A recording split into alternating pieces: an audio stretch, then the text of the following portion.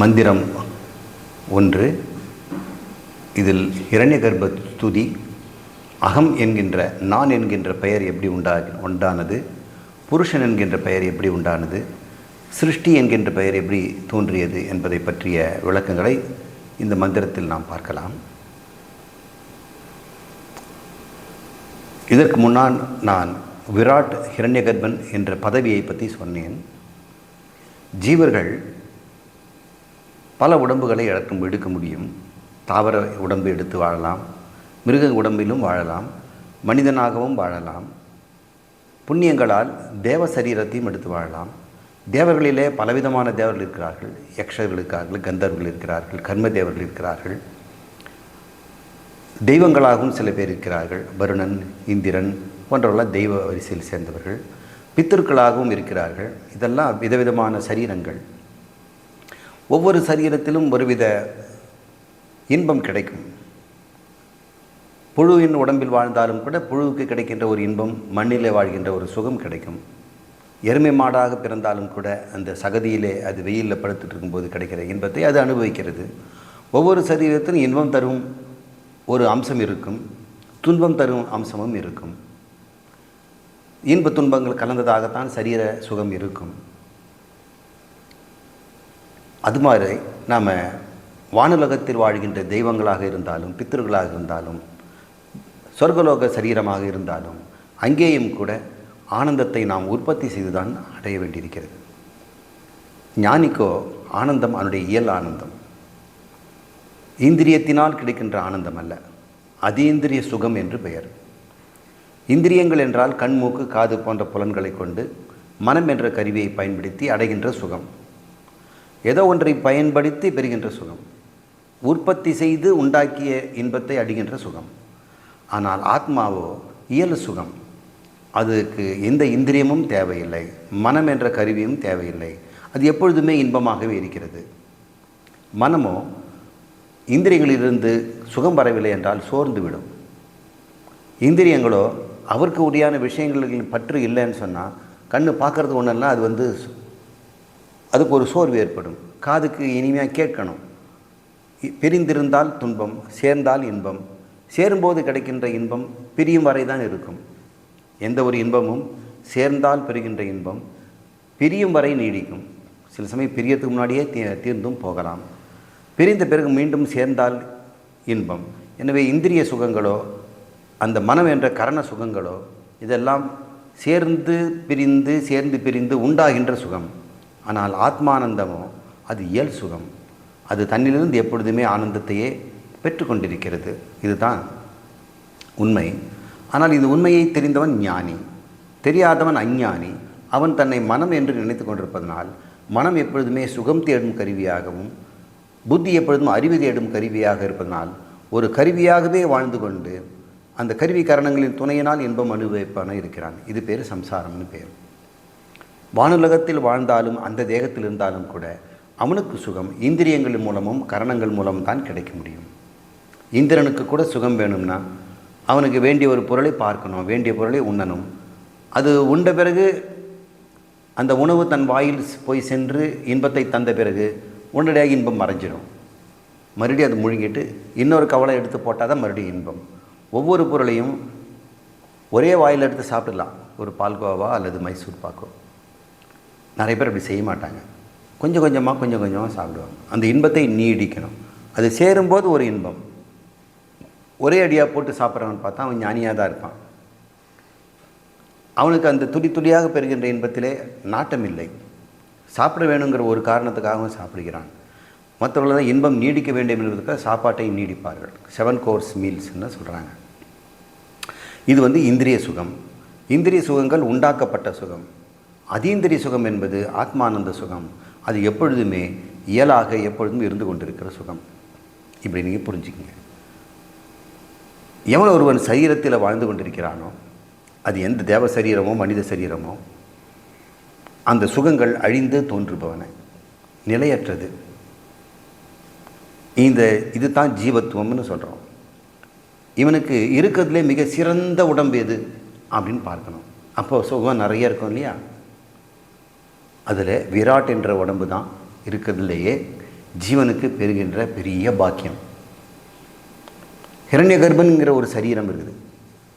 அந்த சரீரத்தில் இருந்தான்னா அந்தர்யாமியாக அவன் வாழலாம். இப்படி சரீரங்களில் சூக்ஷ்ம சரீரம் சமஷ்டி சூக்ஷ்ம சரீரமாக ஒன்று இருக்கலாம், விராட்டாக இருக்கலாம். இருக்கிறதுலேயே பெரிய பதவி விராட் பதவி தான்.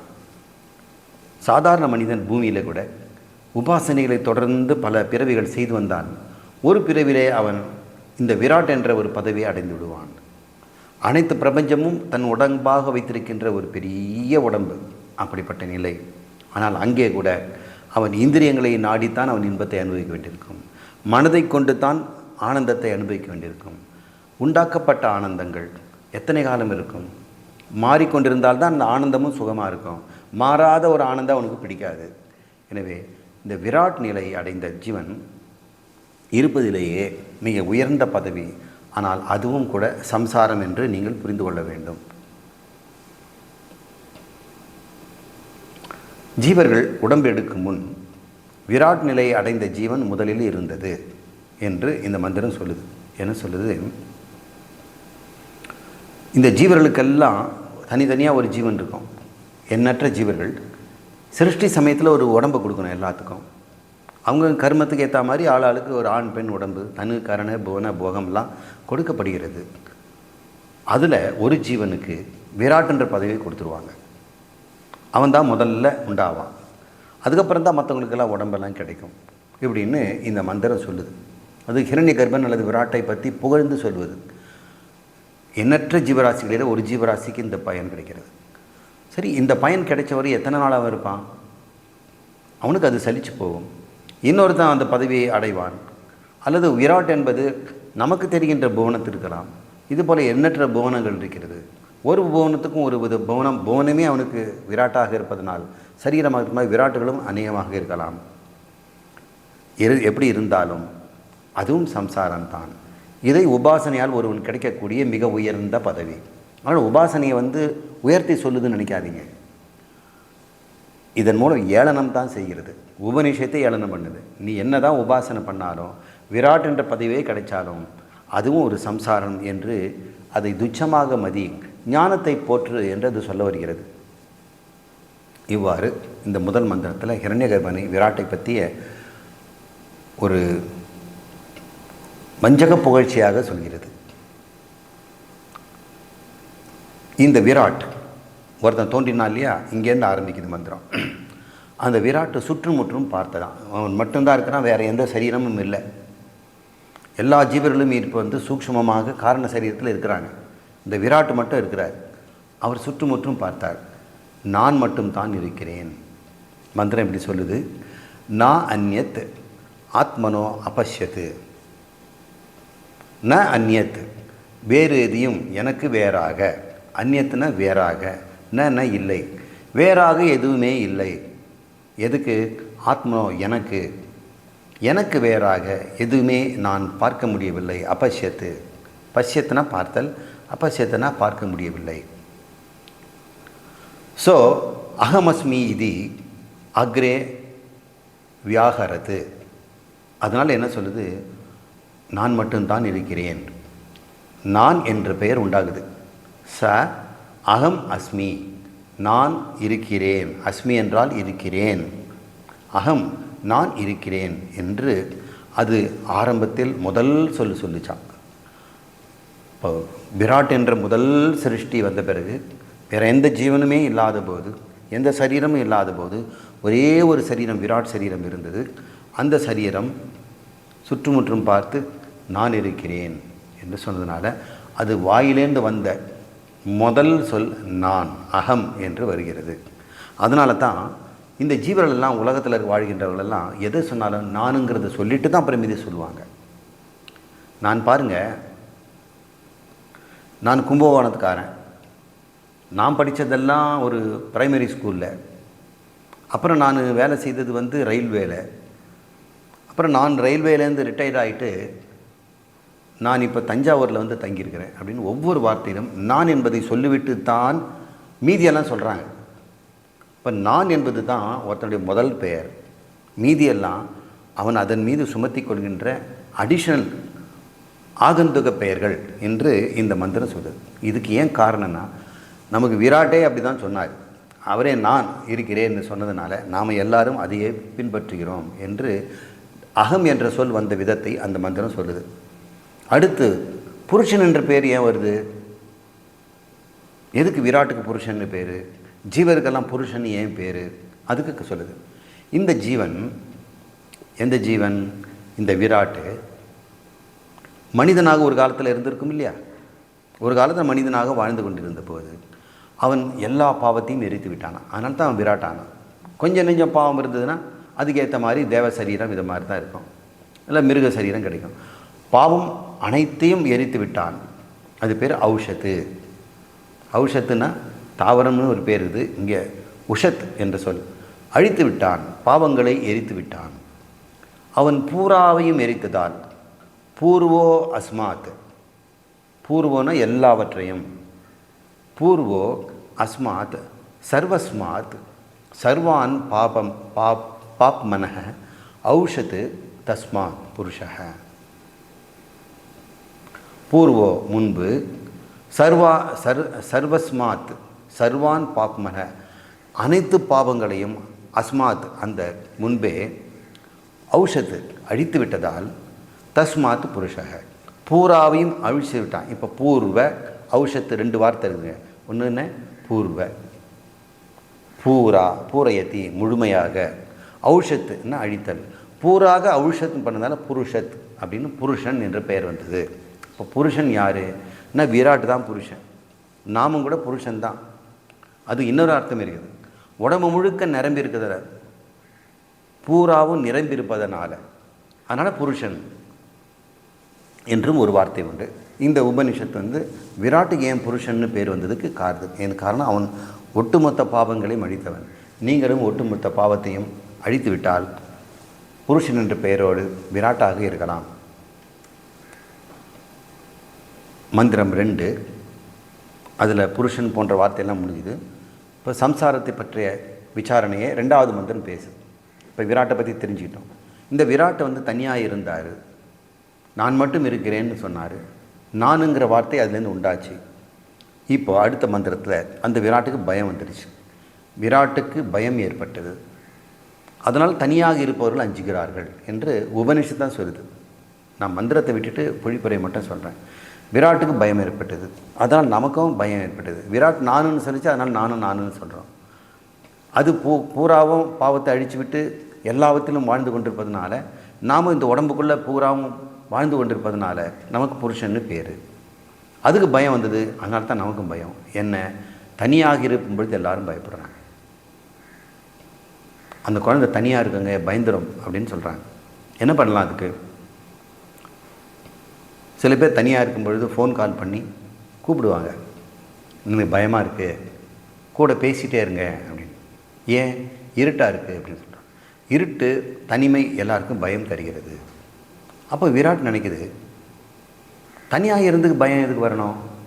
என்னை தவிர யாருமே இல்லை, நான் எதற்காக பயப்படணும்? பயம் என்பது எனக்கு ஆபத்து வந்தால் தான் பயம், எனக்கு அழிவு வந்தால் பயம், பிரிவு வந்தால் பயம். இங்கே இருப்பதும் நான், என்னை விட்டு பிரிஞ்சு போகிறது எதுவுமே இல்லை, என்னை தாக்குவதற்கு இன்னொன்று இல்லை, என்னை தவிர யாருமே இல்லை. அப்போ எனக்கு பயம் என்று நினைத்த உடனே அதுக்கு அச்சம் விலகியதான். இதிலிருந்து என்ன? 2வது ஒன்று இருந்தாலே பயம் என்று நாம் புரிந்து கொள்கிறோம். பயம் என்பது 2வதுலேருந்து தான் வர முடியும். 2ஆக இருந்து 1ஆக சேர்ந்து மறுபடியும் 2ம் பிரியும் பொழுது பயம் வரும். அப்போ 2 இருக்கணும், இருந்தால் பயம். துவைதம் பயஹேது என்று சொல்வார்கள். விராட்டுக்கும் இந்த மன நிறைவின்மை உண்டாகிறது. இந்த சம்சாரம் என்பது அடுத்தது பேசுது. சம்சாரம் என்பது மன நிறைவின்மை. சார், நிறைய நேரம் சம்சாரம் சொன்னீங்களே, பிரிதல், சேர்தல், ஆனந்தத்தை உற்பத்தி பண்ணுதல், உற்பத்தி ஆனந்தத்தில் திளைத்தல்னா சம்சாரம்னு சொன்னீங்க. ஜகத் முழுதுமே சம்சாரமாக இருக்குதுன்னு சொன்னீங்க. சாதனத்தை பயன்படுத்தி ஆனந்தம் என்ற சாத்தியத்தை அடைவது, இதுவே கொள்கையாக இந்த உலகத்தில் இருக்கிற அனைத்தும் செய்து கொண்டிருக்கின்றன. ஏதாவது ஒரு சாதனம், என்னடா சாத்தியம்னா ஆனந்தம். சாதன சாத்திய ரூபமாக இருப்பதே சம்சாரம்னு சொல்கிறீங்க. அது தேவர்களுக்கும் உண்டு, இரண்யகர்ப்பனும் விராட்டுக்கும் உண்டுங்கிறீங்க. இந்த இடத்துல உபனிஷத் சொல்லுது, சம்சாரம் என்பது ஒரு நிறைவின்மை. ஒரு பகுதி உன்னிடம் இல்லாது போய் இருப்பது போல் தெரியும். ஏதோ என்கிட்ட ஒன்று இழந்தது போல் எனக்கு தெரிகிறது. என்னிடம் ஒரு இல்லாமல் இருக்கிறது. ஏன் நிறைய வச்சுருக்கீங்களே, அதெல்லாம் இல்லை, இருக்கிறது பற்றி எனக்கு பிரச்சனை இல்லை, எனக்கு இல்லாமல் இருப்பது தான் மனநிறைவு அப்படின்னு ஒருத்தர் சொல்கிறான். இல்லாத பொருளுக்கு ஆசைப்படுவது பேர் மனநிறைவின்மை. இது பேர் சம்சாரம். விராட்டுக்கும் இந்த மன நிறைவின்மை உண்டாகிறது. தனியாக இருக்கிற பயம் இல்லை தான், ஆனாலும் ஒரு மன நிறைவின்மை அது அனுபவிக்கிறது. ஏனென்றால் சண்டை போடவாது 4 பேர் வேணும், ஆதரவு தர 4 பேர் வேணும். இப்படி இருந்தால் தான் மகிழ்ச்சி. சண்டை போடணும், நமக்கு சண்டையிலேருந்து காப்பாற்றணும் யாராவது. இப்படி எதுவுமே இல்லாமல் போனால் பயம் ஏற்படுகிறது, மன நிறைவின்மை ஏற்படுகிறது. சம்சாரத்தின் சொரூபம் பயம் என்று இந்த உபனிஷத் சொல்லுது. இருப்பதிலேயே மிகப்பெரிய சம்சாரம் நிறைவின்மை, பயம். இந்த பயத்துக்கு என்ன காரணம்? அதன் ஹேது பிரிவு. பிரிஞ்சிச்சுன்னா தனிமை. சரி, இந்த பயத்திலேருந்து வெளிவரத்துக்கு உபாயம் என்ன? ஐக்கியம், உறவு அப்படின்னு ரொம்ப சுலபமாக சொல்லுது. சஹ அபிபேத், அவர் பயந்தார். பிபேத்னா பயப்படுறது, பீதின்னு சொல்கிறல பயம். அபிபேத், அவர் பயந்தார். சஹன்னா அவர். அதனால் நாமும் தனிமையில் பயப்படுகிறோம். விராட் ஆன பிறகு ஏன் பயம்? அப்படிப்பட்ட அவர் சக சிந்தனை செய்தார். ஈக் ஷாம் சக்ரே, அவர் சிந்தனை பார்க்குறார். எனக்கு வேறாக, மத்து அந்நியத்து, எனக்கு வேறாக இங்கு எதுவுமே இல்லை. எத் நாஸ்தி, எதனிலிருந்து நான் பயம் கொள்ள வேண்டும்? கஸ்மாத் நு பிபேதி, எதிலிருந்து? கஸ்மாத் நு, எதிலிருந்து? பிபேதி பிபேமி இதி, நான் பயப்பட வேண்டும் என்று கேட்கிறது. உடனடியாக அவரின் பயம் ஓடிவிட்டது. ததியவ அசிய வியாய, அப்படி நினைத்தவுட பயம் போய்விட்டது. பயத்தை விசாரித்தால் எந்த ஜீவனுக்கும் பயம் இருக்காது என்று இந்த உபனிஷத் சொல்கிறது. எப்படி பயத்தை விசாரணை செய்வது? பயம் என்பது எல்லா உணர்வுகளுக்கும் ஒரு பொதுவான பெயர். அது பேர் உபலட்சணம்னு பேர். உபலட்சணம்னா அனைத்தையும் சொல்ல வேண்டாங்க, ஒன்று சொல்லுங்கள் போதும், அதை வச்சு மீதெல்லாம் தெரிஞ்சுக்கணும் அப்படின்னு. அவர் ரொம்ப ரொம்ப நல்ல ஃபேமிலி தான் சார், பொருளாதாரம் ஒன்றும் பிரச்சனை இல்லாமல் இருக்கிறது, பார்க்க நல்லா அழகாக தான் இருப்பார், ஆனால் அப்படின்னு சொல்லுவாங்க. ஆனால் அப்படின்னு சொல்லும்போது ஏதோ பல விஷயத்துக்கு உபலட்சணம் அது. அது சொல்லிட்டோம்னா மீதி எல்லாம் புரிஞ்சுக்குவாங்க. பையனுக்கு சுய புத்தி இல்லைங்க, சொந்த புத்தியும் இல்லைங்க, சொல் புத்தியும் இல்லைங்க, மற்றபடி எல்லாம் நல்லா இருக்குங்க. மீதி எல்லாத்துக்கும் இந்த உபலட்சணம் சொந்த புத்தி இல்லைன்னு சொன்னால் போதும். இதே போல் நிறைய விஷயம் சொல்லுவாங்க, ஒரு உபலட்சணம் சொன்னால் போதும், மீதி எல்லாத்தையும் புரிஞ்சுக்கலாம். வேறு ஒன்றும் சொல்ல வேண்டாங்க, அது மட்டும் சொல்லுங்கள், மீதி எல்லாம் அவர் புரிஞ்சுக்குவார் அப்படின்னு சொல்கிறாங்க. அவரை பற்றி அதை சொல்ல உடனடியாக எல்லாம் புரிஞ்சுக்குவாங்க. போதும் போதும் போதும் சொல்லிட்டீங்கல்ல, நான் பார்த்துக்கிறேன். அது பேர் உபலட்சணம். பயம் என்பது ஒரு உபலட்சணம். அப்போ பயம் என்பது ஆசை, நிறைவின்மை, பொறாமை, பாதுகாப்பின்மை போன்ற உணர்வுகள் அடங்கும். இன்செக்யூரிட்டி ஃபீலிங், பாதுகாப்பின்மை. எனக்கு எதிர்காலத்தில் யார் பார்த்துக்குவாங்க, எனக்கு உறவு இல்லைன்னா யார் பார்த்துக்குவாங்க, நான் வெளியே போனால் யார் பார்த்துக்குவாங்க, எனக்கு நாளைக்கு சாப்பாடு இல்லைன்னா யார் பார்த்துக்குவாங்க, எனக்கு வயோதிகத்தில் எனக்கு ஹார்ட் அட்டாக் வந்து தண்ணியில் படுத்துக்கிட்டு இருந்தால் எனக்கு கொண்டு போய் ஹாஸ்பிட்டலில் யார் சேர்ப்பாங்க, இப்படி எல்லாம் ஒரு இன்செக்யூரிட்டி ஃபீலிங் இருக்குது. அது பேர் பாதுகாப்பின்மை. பொறாமை, என்னை விட யாரும் உயர்ந்து இருக்கக்கூடாது என்பது ஒரு பொறாமை. நான் எப்பொழுதுமே ஒரு கைப்பிடி எல்லாரும் உயர்வாக நான் இருக்கிறேன், எனக்கு இங்கே இருக்கும்போது இப்போ 10 பேர் மத்தியில் நான் வந்து உயர்வாக வாழ்ந்து கொண்டிருக்கிறேன், திடீர்னு என்னோட கொஞ்சம் பெரிய ஆள் ஒருத்தங்க வந்துட்டான்னா எல்லாரும் அவனுக்கு மரியாதை கொடுப்பாங்க, என்னை கொஞ்சம் நேரம் விட்டுடுவாங்க. எனக்கு அதை பார்க்கும்போது பொறாமை வரும். அப்போ என்னை விட யாருமே உயர்வாக இருக்கக்கூடாது என்று பார்ப்பது பொறாமை. அப்படி அந்த 10 பேரும் அவங்க போய் பேசும்பொழுது நான் அவங்க யாராவது ஒருத்தர் கூப்பிட்டு எதுக்கு அவங்ககிட்ட போய் பேசுகிறீங்க, அவனை வந்து அவதூறு பேசுவேன். இதுவும் பொறாமையினுடைய அசூயைன்னு பேர். இந்த பொறாமையினுடைய 2 பகுதி. ஒன்று நேரடியாக நம்ம மனசில் புகைச்சல் ஏற்படுவது, இன்னொன்று அதை வெளியே சொல்லும் பொழுது அவர் மீது தரக்குறைவாக பேசுவது, கேரக்டர் அசாசினேஷன், அவருடைய குணத்தை பற்றி தரக்குறைவாக தோஷத்தை சொல்லுதல். அப்புறம் மன நிறைவின்மை, எவ்வளோ இருந்தாலும் இன்னும் கொஞ்சம் கொடுத்தா நல்லாயிருக்கும், இன்னும் கொஞ்சம் கொடுத்தா நல்லாயிருக்கும், இன்னும் 2 மணி நேரம் எக்ஸ்ட்ரா இருந்தால் நல்லாயிருக்கும், இன்னும் ஒரு 10 அடி கொஞ்சம் எக்ஸ்ட்ரா நல்லா கொடுத்தா நல்லாயிருக்கும் அப்படின்னு இடம், பொருள், காலம், உறவுகள் எல்லாவற்றிலுமே இன்னும் கொஞ்சம் வேணும், இன்னும் கொஞ்சம் வேணும்னு எப்பொழுதுமே மனம் இன்னும் கொஞ்சம் வேணும் வேணும்ன்ற வேண்டும் கேட்கின்ற மனம், அது நிறைவின்மை. கோபம், ஆசைகள் நிறைவேறன கோபம். உறவாக இருந்தால் பிரிந்து போனால் கோபம். தன் புகழுக்கு களங்கு விடுத்து புகழை என்னிடமே பிரித்தோம்னா கோபம். என்னுடைய குழந்தைகளை என்னிடம் பிரித்து எடுத்துகிட்டு போயிட்டா கோபம்.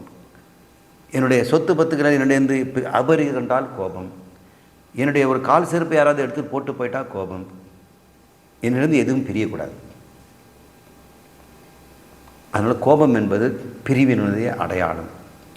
அப்போது ஐக்கியம் என்ன செய்து?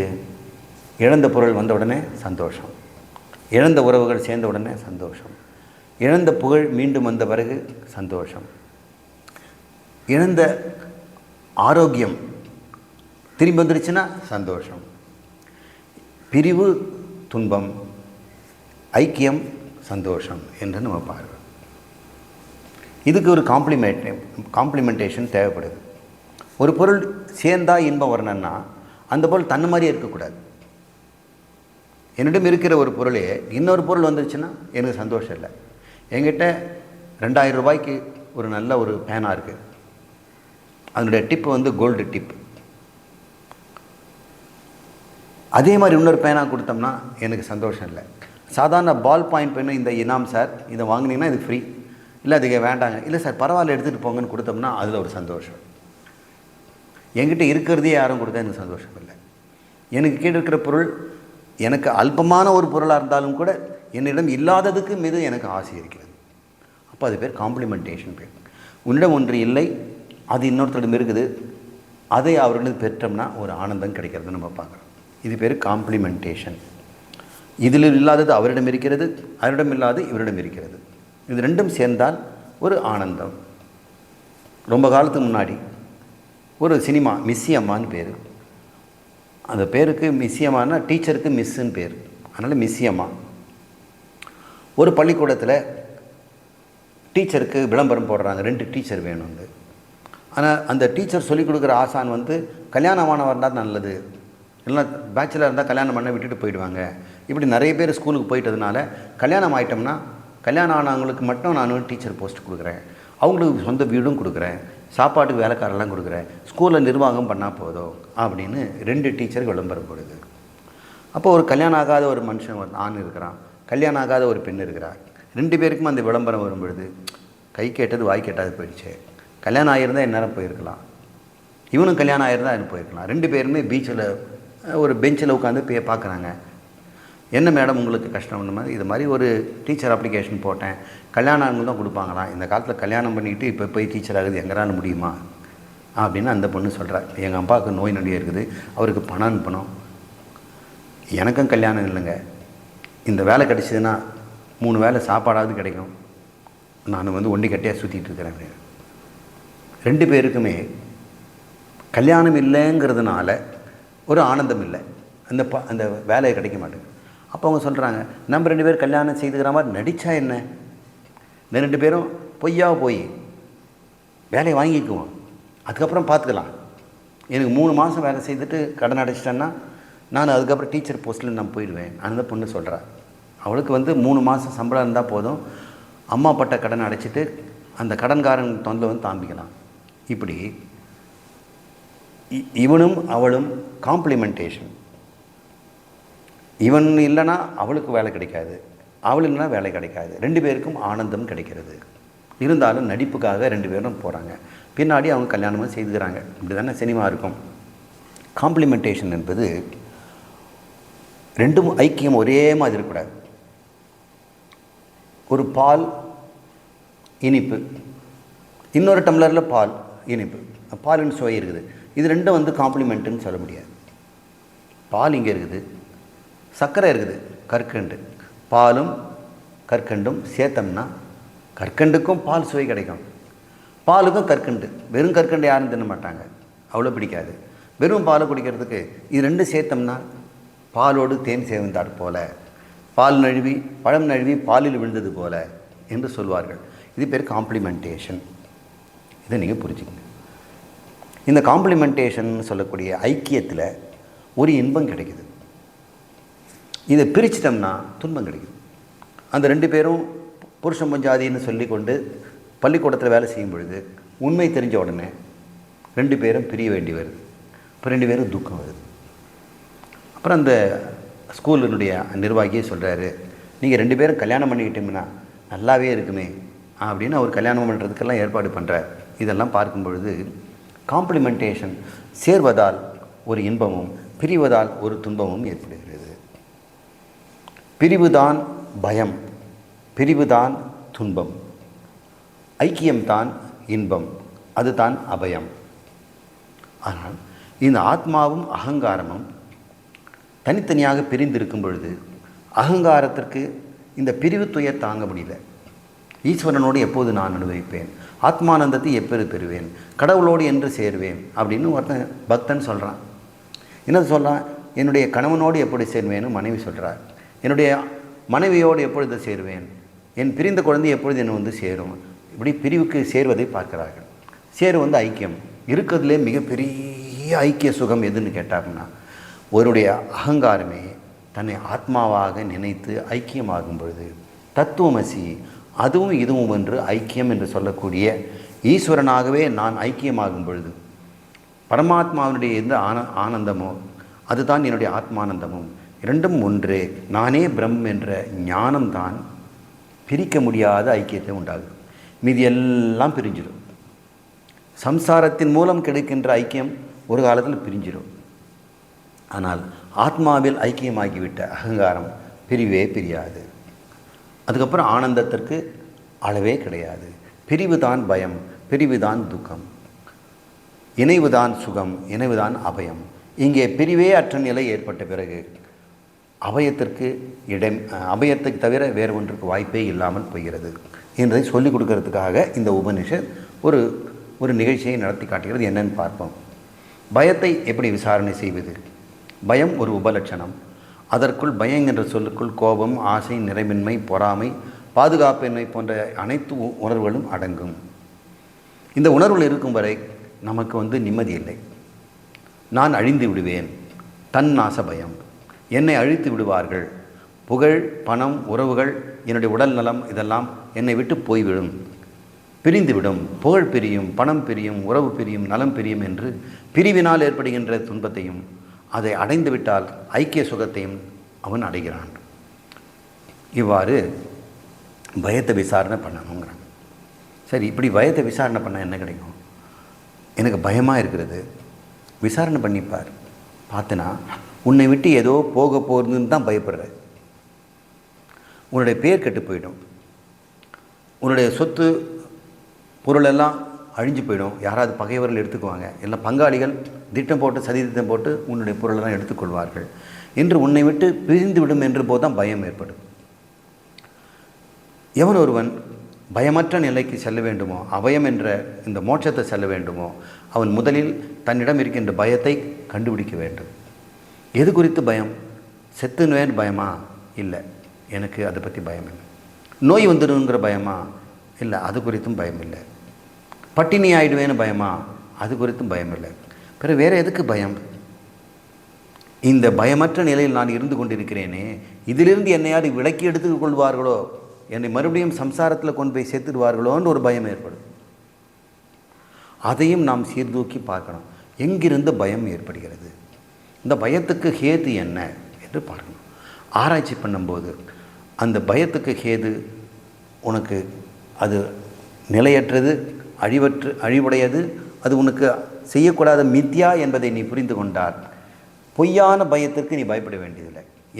எந்த ஒரு பொருளும் உன்னை விட்டு பிரிய போவதே இல்லை. நீ பிரம்மம் என்று அறிந்து கொண்டால் உன்னிலிருந்து எதுவும் பிரிந்து செல்ல முடியாது. அனைத்தும் உன்னுக்குள்ளே தான் இருக்கிறது. உன்னோட சரீரம் போலவே அனைத்து சரீரமும் உன்னில் தான் இருக்கிறது என்ற ஞானம் வந்த பிறகு ஒருவன் பயத்திலிருந்து விடுபடுகிறான். இந்த பூரணமான அபயம், அனைத்து பயங்களிலிருந்தும் பிரிவென்றது ஒன்றே ஒன்று தான், அகங்காரத்தை ஆத்மாவில் ஐக்கியம் செய்வது தான். எவன் ஒருவன் ஆத்மாவை ஐக்கியம் செய்து விட்டானோ அவன் இனிமேல் பயப்படுவதற்கு ஒன்றுமே இல்லை. எனக்கு புகழ் போய்விடும், அவமானப்படுத்துவார்கள், என்னை விலக்கி வைத்திடுவார்கள், தள்ளி வைத்திடுவார்கள் என்ற பயமெல்லாம் அவன் சிந்தித்து பார்க்கும் பொழுது, இந்த நாள் எப்படி நான் ஏன் பயப்படணும்? இதை சேர்வதால் எனக்கு என்ன புகழ்? இந்த சேர்வதால் கிடைக்கின்ற உண்டாகின்ற சுகம் எனக்கு வேண்டாம். ஆத்மானந்தத்தில் நான் இருக்கிறேன். நான் அழியாத மாறாத அளவற்ற வஸ்துவாக இருக்கும் பொழுது எனக்கு இன்னொன்று எதுக்கு? என்னிடம் எது இல்லை? நானே எல்லாமாக இருப்பதால், என்னிடம் எதுவும் இல்லாதது என்று எதுவுமே இல்லாததனால் எது குறித்தும் எனக்கு பயமில்லை. ஒருவேளை எனக்கு இது நடந்தால் என்ன செய்வேன்? அஞ்ச மாட்டேன். அதை சாட்சியாக நின்று வேடிக்கை பார்ப்பேன். என்னிடம் இன்று இது பிரிந்து விட்டால் என்ன செய்வேன்? அஞ்ச மாட்டேன். சாட்சியாக நின்று வேடிக்கை பார்ப்பேன். பிரிவதெல்லாம் என்னில் இல்லை. எதெல்லாம் சேர்ந்தனோ அதுதான் பிரிகிறது. உடலோடு உறவுகள் பிரிகின்றன. இந்த உடலோடு பிறந்த உறவுகளெல்லாம் பிரியலாம். உடலே எனக்கு சம்பந்தம் இல்லாத போது இந்த உடல் கொடுத்த உறவுகள் எனக்கு எதற்கு தேவை? அதில் பிரிவு வரலாம், இணை வரலாம். அதிலிருந்த சுகத்தை உடம்பு அனுபவிக்கட்டும். எனது சொந்த சுகம் நிஜானந்தம், சதானந்தம், ஆத்மானந்தம் என்று ஒருவன் புரிந்து கொண்ட பிறகு எல்லா பயத்தையும் விட்டு அவன் அபயம் அடைகிறான். அழியக்கூடியது தான் அழிக்க முடியும், பிரிக்கக்கூடியது தான் பிரிக்க முடியும். ஒன்று பிரிக்க முடியும்னா தான் நம்ம பிரிக்க முயற்சி பண்ணுறோம். செவத்தில் ஏதாவது ஒட்டியிருக்கிறாங்க, நம்ம பிரிச்சிடும். நம்ம வீட்டு காம்பவுண்டில் யாரோ போஸ்டர் ஒட்டியிருக்கிறாங்க, ஓட்டு போடுங்கள் அப்படின்னு போட்டிருக்கிறாங்க. இப்போ தான் நேற்று தான் பெயிண்ட் பூசி கல்யாணத்துக்காக ரெடி பண்ணி வச்சோம் வீடை. இதுக்கப்புறம் போஸ்டர் ஒட்டியிருக்கிறாங்க. நாம் என்ன பண்ணுவோம்? முதல் வேலையாக அதை பிரிக்க பார்க்குறோம். எதெல்லாம் ஒட்டப்பட்டதோ அதை பிரிக்கலாம், எதெல்லாம் சேர்ந்ததோ அதெல்லாம் பிரிக்கலாம். 2 காலில் 2 செருப்பு இருந்ததுன்னா அது பிரித்து நாய் ஒன்று தூக்கிட்டு போயிடும், பிரியும். ஒரு பொருளை 2 ஆக்க முடியாது. அந்த பொருள் உறுப்புகள் அற்றதாக இருந்தால் யார் பிரிக்க முடியும்? ஆகாயத்தை யார் துண்டு பண்ண முடியும்? அழிக்கக்கூடியதைத்தான் அழிக்க முடியும், பிரிக்கக்கூடியதைத்தான் பிரிக்க முடியும். பிரிக்கக்கூடியது பிரியும் என்பது தெரிந்த பிறகு எதற்கு பயம்? பிரிக்கக்கூடியது சேர முடியும் என்பதனால் சேர்க்க வேண்டும் என்ற ஆசையும் வேண்டாமே. சேர்ந்து தான் ஆக வேண்டியிருக்கும். சேர்ந்தது பிரிந்து தான் ஆக வேண்டும். அழியக்கூடியதெல்லாம் ஒரு நாள் அழிந்தே தீரும். பிரியமானதெல்லாம் அழிந்துவிடும். எதையெல்லாம் நீ பிரியம் என்று சொல்கிறாயோ, எனக்கு பிரியமான உணவுன்னு சொல்லிட்டு இருந்தேன், ஆனால் இன்றைக்கி ஜீரணம் ஆக மாட்டேங்குது, எனக்கு வயிற்று ஒட்டு மாறுதவன், உனக்கு பிரியமான பொருள் கண் முன்னே இருந்து கூட அது உனக்கு பயனில்லாமல் போகிறது. பிரியமானதெல்லாம் அழிந்துவிடும். அழிவன தானாய் அழிந்தே தீரும். ஒரு பொருள் அழிவதுன்னு வந்துடுச்சுன்னா அது அழிந்தே தீரும். எத்தனை நாள் பலாப்பழத்தை வச்சுருக்க முடியும்? எவ்வளோ நாள் தர்பூசணி பழத்தை வச்சுருக்க முடியும்? எத்தனை நாள் வாழைப்பழத்தை வச்சுருக்க முடியும்? அது ஒரு நாள் அழிந்தே போகும். அழிவதெல்லாம் அழியும், பிரிவதெல்லாம் பிரியும். அழிக்க முடிவது மட்டும்தான் அழியும். அழிக்கவே முடியாதது நீ. பிரியவே தேவையற்ற ஏகத்துவம் நீ. தானாக அழிய முடியாததும் நீயே. அப்படிப்பட்ட நான் இருக்கும் பொழுது உனக்கு எதற்கு பயம் என்று ஒருவன் சிந்தித்து பார்க்கும் பொழுது, தான் ஆத்மா, பரமாத்மா, அது அழிவற்றது, பிறவாதது, அளவற்றது என்று ஒருவன் தெரிந்து கொண்ட பிறகு பிரிவுக்கோ அழிவுக்கோ நாசத்திற்கோ அவன் அஞ்சுவதில்லை. அழிவு, நாசம், பிரிவு எல்லாம் பிரிவு உடையதற்குத்தான். சேர்ந்ததற்கு பிரிவு உண்டு, உண்டானதற்கு நாசம் உண்டு, சேர்ந்ததற்கு பிரிவு உண்டு. நான் சேராதவன், அளவற்றவன், இரண்டற்றவன் என்ற ஞானம் ஒன்றுதான் உனக்கு பயத்திலிருந்து விடுதலை தரும். எனவே இந்த பயத்திற்கு உபாயம் நான் அழியாத, மாறாத, அளவற்ற பரமானந்த சுரூபமான ஆத்மா. என்னிடத்தில் நாசமும் இல்லை, பிரிவும் இல்லை, உறவும் இல்லை, தனிமையும் இல்லை என்று அவன் தெரிந்து கொள்கிறான். இன்று இவ்வாறு தன்னை பற்றி அறிந்து கொண்டவனே உண்மையில் பயமற்றவன். விராட் புருஷன் இவ்வாறு யோசித்து பயத்தை நீக்கி கொண்டான் அப்படின்னு இந்த மந்திரம் சொல்வதனால நாமும் விராட்டாக ஆக வேண்டியதில்லை. பயமற்றவனாக இருந்தாலே போதும் விராட் என்று தெரிந்து கொள்ளலாம். விராட் முன்னரே சிரவண மரணத்தை முடித்திருந்ததால் அவரால் அபயமாக இருந்து முடிந்தது. இப்போ நான் சொல்கிறது யார் விராட்டுன்னா, இந்த சிருஷ்டிலாம் தோன்றுவதற்கு முன்னாடி தோன்றிய இரண்யகர்பன் அல்லது பிரஜாபதி அல்லது விராட். எல்லாருக்கும் பேர் வித்தியாசம். சூக்ஷ்மமாக பார்த்தால் ஹிரண்யகர்பன், ஸ்தூலமாக பார்த்தால் விராட், எல்லாம் ஒரே ஆள் தான். அவருக்கு இவ்வாறு சிந்தித்து பார்க்கிறார். இரண்டும் அழிவதற்கு ஒன்றுமில்லை. என்னை அழிக்கணுன்னா இன்னொரு பொருள் வேணும், ஒரு பொருளை உடைக்கணுன்னா சுற்றி வேணும், பானை நாசமாகணும்னா தடி வேணும், தடியிலிருந்து தான் பானைக்கு நாசம். பானையே தன்னை நாசம் செய்து கொள்ள முடியாது, பானையே தனக்குத்தானே நாசத்தை உண்டாக்காது. இங்கு நான் மட்டுமே இருக்கிறேன், இன்னொரு தடி என்பதே இல்லாத போது நான் எதற்காக பயப்பட வேண்டும் என்று இந்த விராட் பயம் நீங்கியது போல நாமும் பயத்தை நீக்கிக் கொள்ள வேண்டும். இதற்கு காரணம் விராட் அவன் ஜீவனாக இருந்து விராட் பதவியை அடையும் பொழுதே இவ்வாறு அவன் சிந்தித்து சிரவணம் மனனம் போன்ற குரு உபதேசத்தினால் அவன் தெளிந்திருந்ததால் உபாசனையின் மூலம் அவன் விராட்டானாலும் அவன் பயம் நீங்கி இருக்கிறான். எனவே சிரவண மனனம் தான் உனக்கும் பயத்தை நீக்கும். இதற்காக நீ விராட் ஆக வேண்டிய அவசியமில்லை. சாதாரண இந்த விஸ்வன் என்று சொல்லக்கூடிய விராட் சரீரம் உனக்கு கொடுக்கப்பட்டிருக்கிறது.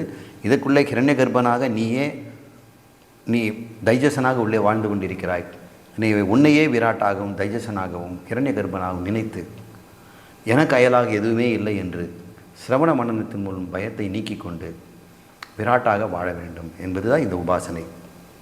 இவ்வாறு இந்த முதல் 2 மந்திரங்களுடைய விளக்கத்தை நாம் பார்த்தோம். இடைவேளைக்கு பிறகு மீதம் இருப்பதை பார்ப்போம்.